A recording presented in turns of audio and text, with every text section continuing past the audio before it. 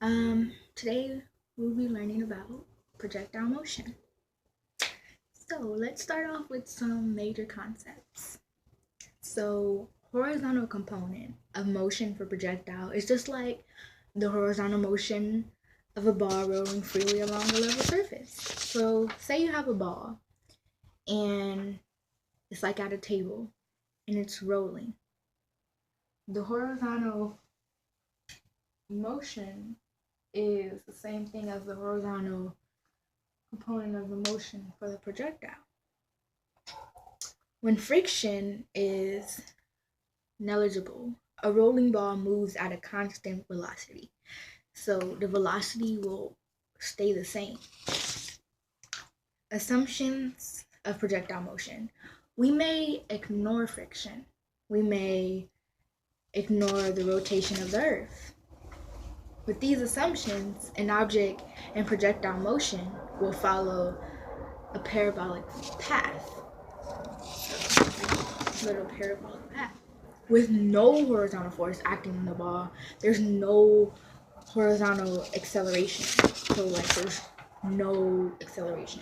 The same is true for projectile. When no horizontal force acts on the projectile, the horizontal velocity, it remains the same. So the velocity will remain the same.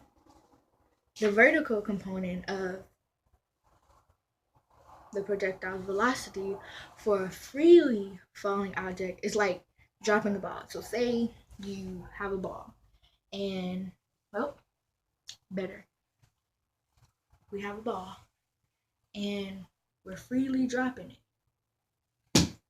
The vertical component of the project velocity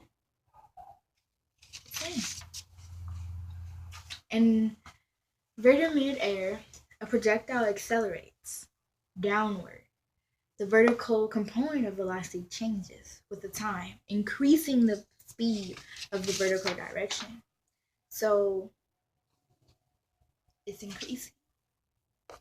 It moves in 2 dimensions. The form of these 2-dimensional motions we will deal with important cases called projectile motion. Overall, projectile motion. So let's go over some rules, a couple of equations for projectile motion. Okay, here are some rules of projectile motion.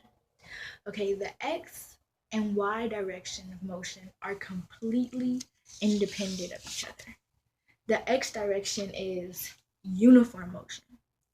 So we have that equation, a of x equals 0. So uniform motion. The y direction is a free fall. So we have a of y equals gravity. And the gravity, it's negative. It's not positive. It's negative. And gravity, by the way, equals 10 if you round it off. 10. An object may move in both the x and the y direction simultaneously. Crazy-ish, man. Simultaneously.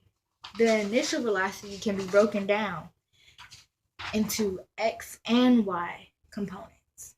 So we have the VAX equals V, like it's V and then it has like this little 0 at the bottom. That's like the initial velocity cosine the degree. And then we have VAY equals V, that little 0 at the bottom, but that's initial velocity sine degree. So you'll see these equations at the end of the video and I'll explain more of it. Like I mentioned before, the horizontal component is independent of the vertical component. So they're both independent. It causes a greater distance to be covered in each successive equal time interval. Yeah.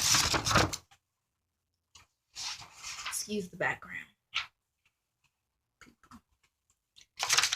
Their combined effects produce a variety of curved paths that projectiles follow. So, you know how we have the ball falling and then we have the X, we have the ball rolling. Well, those combine, it creates that little curve. Like, like it's kind of like